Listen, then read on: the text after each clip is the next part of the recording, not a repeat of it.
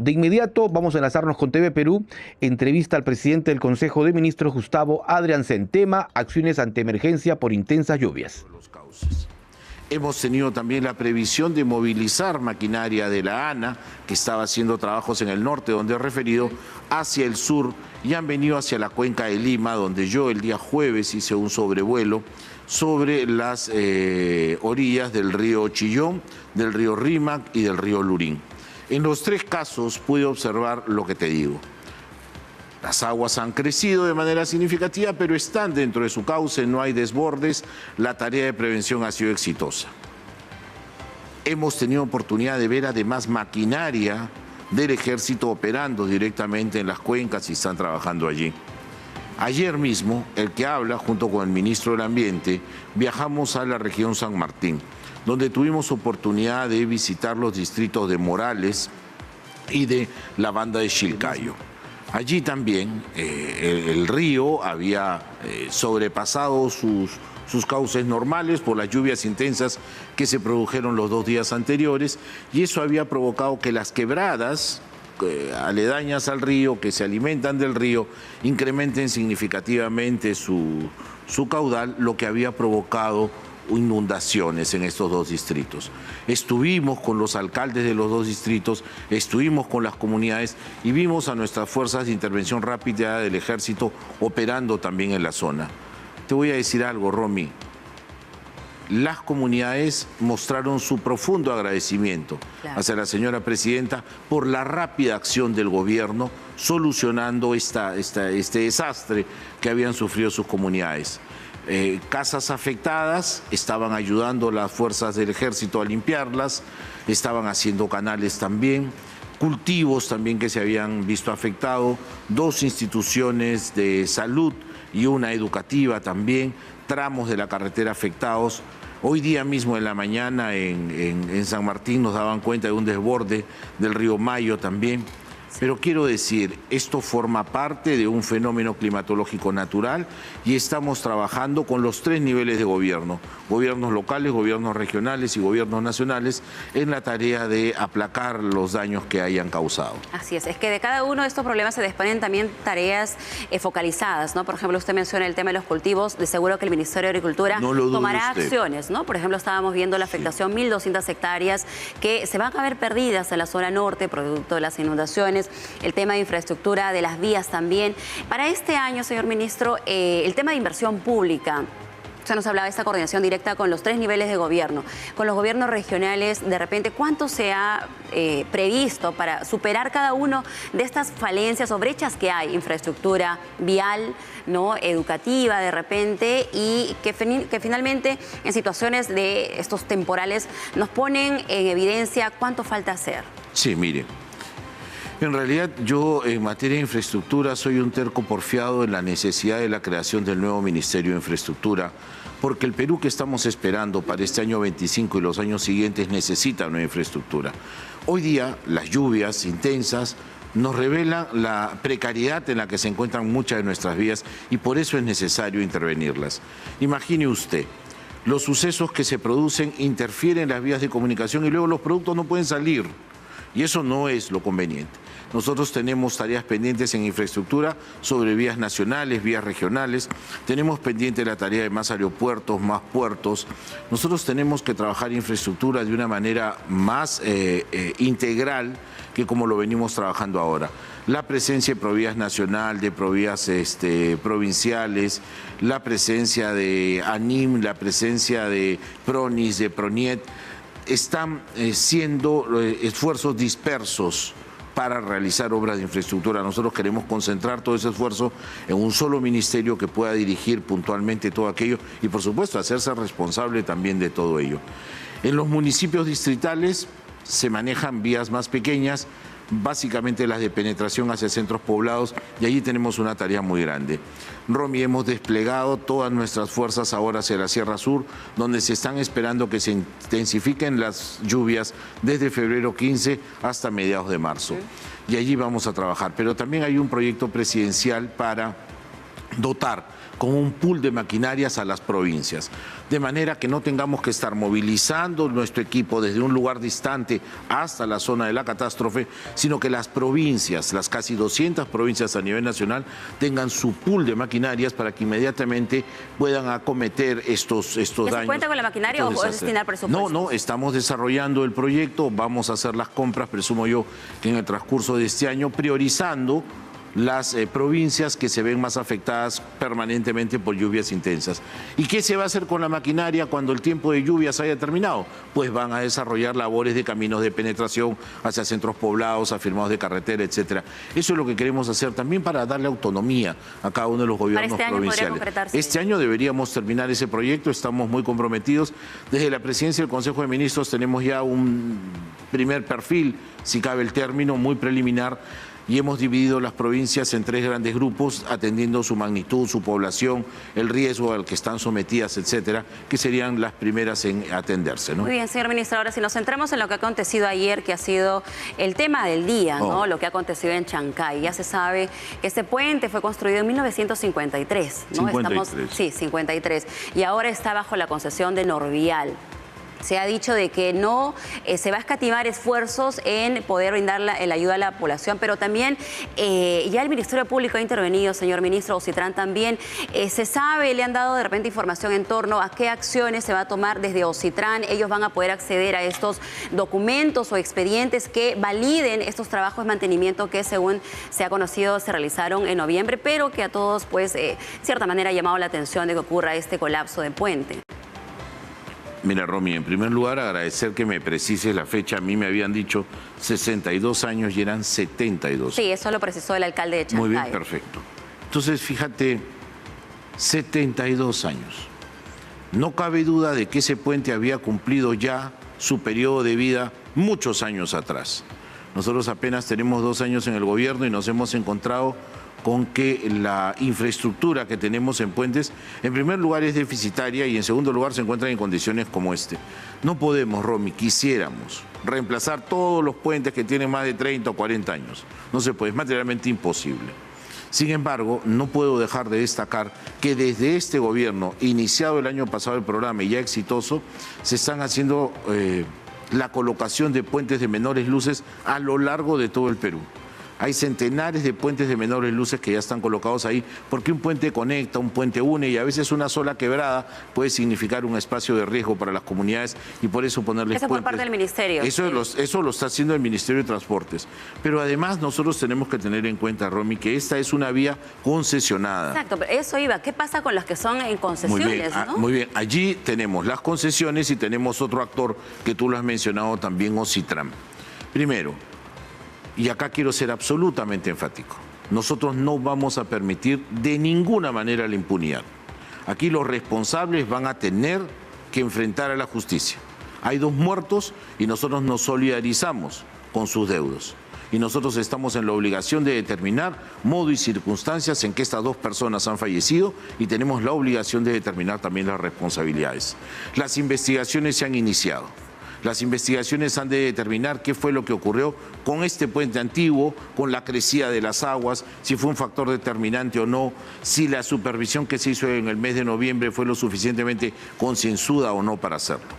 Pero a esta, que es una reacción inmediata y que tiene que ver con las acciones para determinación de responsabilidades, le quiero agregar algo, Romy. La reacción inmediata que ha tenido el gobierno. A las 2:30 de la mañana, el ministro de Transportes y Comunicaciones estaba ya actuando de manera directa e inmediata. Nosotros también tenemos que referir que se dispuso primero el cierre de la vía en ese tramo y se habilitó un tránsito alterno. La fluidez de la vía estuvo detenida como Panamericana aproximadamente 4 o 5 horas, inmediatamente se restableció por este desvío. El puerto de Chancay no ha visto afectaciones tampoco.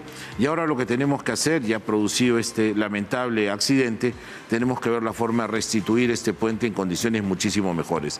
Pero, y acá quiero ser enfático también, de manera alternativa y mientras se hace la solución definitiva, el día de ayer se dispuso hacia horas 9 de la mañana aproximadamente la instalación de un puente que es de doble vía alternativo, que va a estar terminado en 12 días.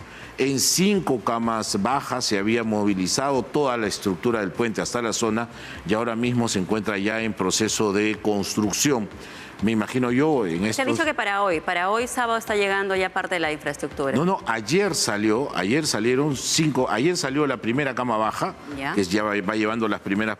Los puentes son modulares, claro, Romy, entonces Baylis, ¿no? Van por partes. Entonces, ayer ha salido la primera parte y se están llevando las piezas iniciales y luego seguirán llegando las otras en el transcurso de sábado y domingo, presumo, para que el material esté en cancha. Bien. Y el puente se pueda terminar en 12 días. Ministro, también... se dijo de que ya hay un expediente en el Banco de Proyectos del MTC para las mejoras de este puente. ¿Esto es así o de repente en todo caso se va a verificar ello? Y también... de repente aquellas voces que señalan que, usted mencionó el tema también de Chancay, con la carga, con la afluencia de todo lo que ha significado la instalación del puerto de Chancay, de repente esto ha ido también en cierta manera menguando y ahora se ha trasladado toda la carga a lo que es el pueblo, a la localidad de Huaral. ¿Cuáles son estas previsiones que se están tomando y precisamente para poder hacer frente a toda la dinámica de lo que es el puerto de Chancay? Mire, yo no dudo, Romy, de que efectivamente mucho de lo que ha ocurrido tiene que ver con varios factores. La antigüedad del puente, el aumento significativo del caudal del río, la sobrecarga que ha llegado desde que el puerto de Chancay se ha abierto, porque es cierto, trasladaban buses, trasladaban autos, como hay un auto que también se deslizó y tuvo estos problemas en el río. Pero ha llegado ahora carga en grandes contenedores que probablemente también haya sido un factor concomitante. Yo no soy un experto y mal haría yo si me aventuro a decir sucedió por esto, por este otro. Espero que las investigaciones tomen en cuenta todos estos elementos a fin de determinar qué está ocurriendo. Pero Chancay y Huaral van a estar afectados, va a estar afectadas toda la línea vial, que ahora tiene que recibir hacia el norte y sur carga extraordinaria que antes no tenía por Chancay. Y con la antigüedad que tenemos, el trabajo es muchísimo más arduo. Ahora, tenemos que también tener en consideración cuáles son nuestras capacidades para poder remozar, quiero decir, o poder reconstruir toda la vía, derrumbar los puentes viejos y poner puentes nuevos a lo largo de todo el país. Digo, esto es no solamente una inversión que se hace necesaria, sino que es gigantesca y que tenemos que tener en cuenta también cuáles son nuestras limitaciones para ello.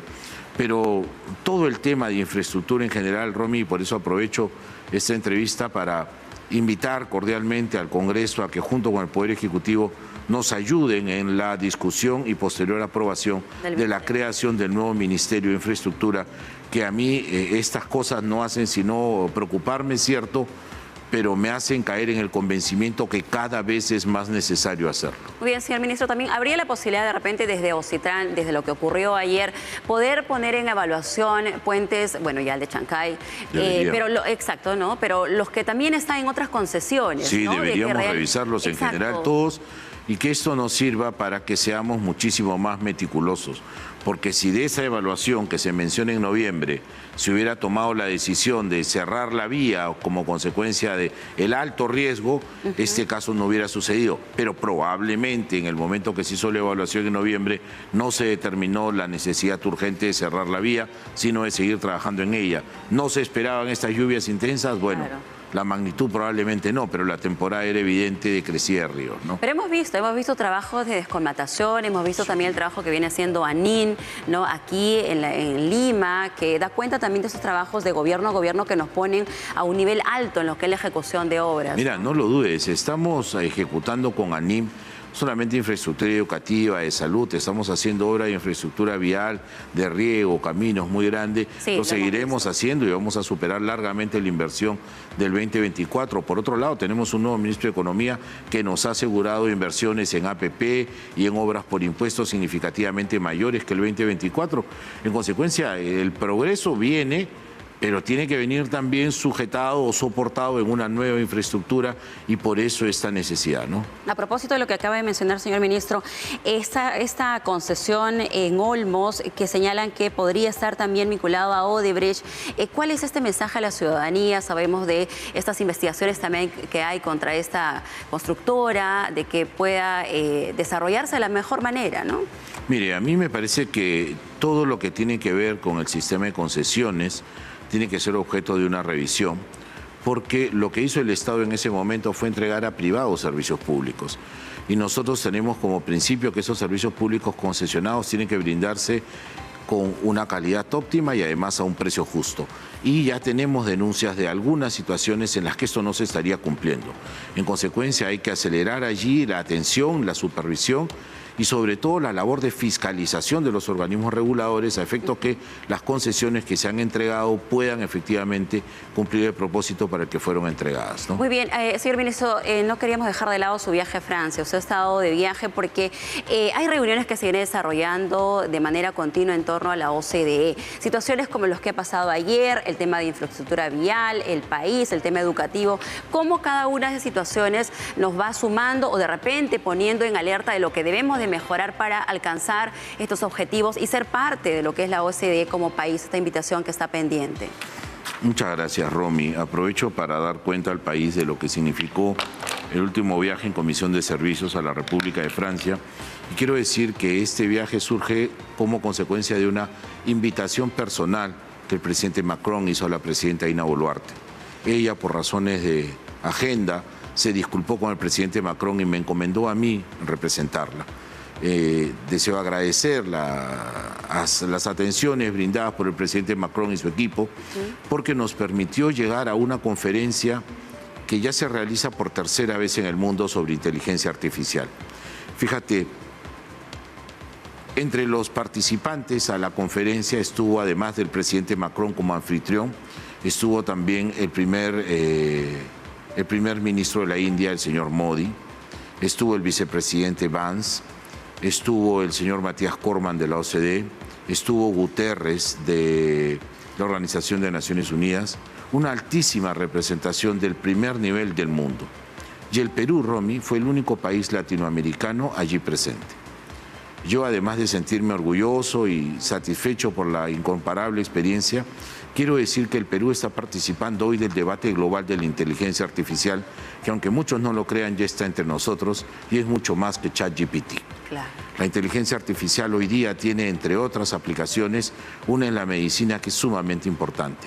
La inteligencia artificial puede leer lo que el ojo humano no puede leer en algún diagnóstico radiográfico, por ejemplo. La inteligencia humana hoy día la tenemos produciendo vacunas, la tenemos trabajando en agricultura y la tenemos, por supuesto, además en educación, tanto para docentes como para estudiantes. Y esto me lleva a mí al segundo punto. Cuando discutíamos los temas de inteligencia artificial, se está revisando hoy día todo lo relativo a la aplicación de la inteligencia artificial en el mundo de la ciberdefensa, la seguridad, la democracia. Y estos debates en verdad son muy enriquecedores, más allá de lo doctrinario y académico que puedan resultar, son espacios de reflexión sobre qué es lo que tenemos que hacer y cómo lo debemos ver. Una discusión que estuvo allí sobre la mesa y que fue muy áspera fue la relativa a la regulación. El participante, el representante de los Estados Unidos, el vicepresidente Vance, le dijo a la Unión Europea que ellos no podían aceptar una sobreregulación cuando habían otros que utilizaban inteligencia artificial sin regulación alguna. Bueno, entre otros temas, Europa habla de los usos éticos, del cumplimiento de principios y valores que están inspirados en democracia. Pero, a pesar de los esfuerzos que se hicieron, la declaración conjunta fue suscrita por todos los países a excepción de Estados Unidos y el Reino Unido. Esto no debe significar para quienes promovemos estos debates de inteligencia artificial una mella, sino debe constituir para todos nosotros un compromiso de poder traer finalmente a todas las naciones a discutir de esta, que es una herramienta de primer nivel, pero que además tiene que ver con nuestro trabajo. A esas reuniones tengo que agregar también una invitación que recibí directamente de la directora general de UNESCO para participar también en los debates. Se me dio oportunidad de intervenir en el Foro UNESCO llevando la palabra del Perú a este evento.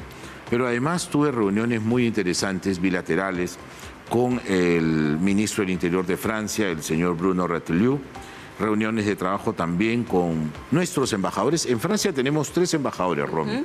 Tenemos el embajador ante la República Francesa, tenemos el embajador ante UNESCO y nuestra representante permanente ante la OCDE.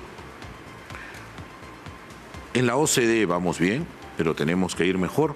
Estuve reunido con Matías Cormann, que es el secretario general. ¿Positivamente? Sí. vamos avanzando muy positivamente. Matías es un entusiasta peruano, de hecho lo vamos a tener aquí en septiembre. Y estamos trabajando con él porque él encuentra en el Perú las condiciones suficientes para que el país se pueda ir.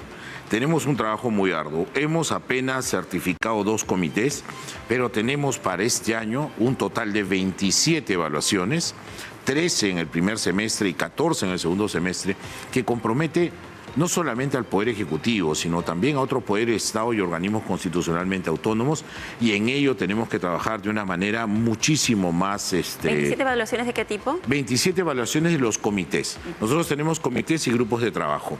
Ya hemos certificado 2 comités de un total de 25 y ahora tenemos que, a través de los grupos de trabajo, ir presentando la labor que está haciendo el Perú en cada uno de los temas. ¿Qué pasa? Se hacen estas visitas, se hacen estas evaluaciones y se formulan recomendaciones.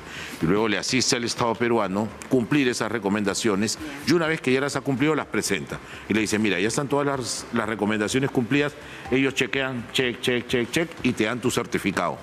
Un comité más. Ya tenemos 2, nos faltan todavía otros tantos, pero si hacemos bien nuestra tarea este año, yo confío, aspiro que unos 8 comités podrían estar certificados también ahora. Qué bueno. También hemos sabido de esta reunión también que ha tenido con el canciller de Panamá y otras autoridades de talla internacional. Sí, estuvimos reunidos con el canciller de Panamá, el señor Javier Hacha, una reunión muy interesante. Los latinoamericanos tenemos una manera muy particular de ver nuestra región. Y lo hacemos además de una manera muy empática y de una manera muy solidaria, muy fraterna, que fueron los términos en los que se desarrolló esta reunión. Panamá, a través de su canciller, no dejó de expresarme sus preocupaciones por lo que está sucediendo en la política global, pero además me hizo saber también de las necesidades que tenemos como naciones democráticas de integrarnos y unirnos para consolidar precisamente ese proyecto democrático y alejarlo de todas estas pretensiones autoritarias que van por allí por el mundo. Y luego, no quiero dejar de mencionar, si me permites un minuto, Romy, la visita que hice al stand peruano en la exposición del vino de París.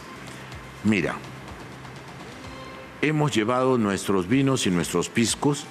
Hay 50 y pico bodegas que han estado representadas en pisco, espíritu del Perú.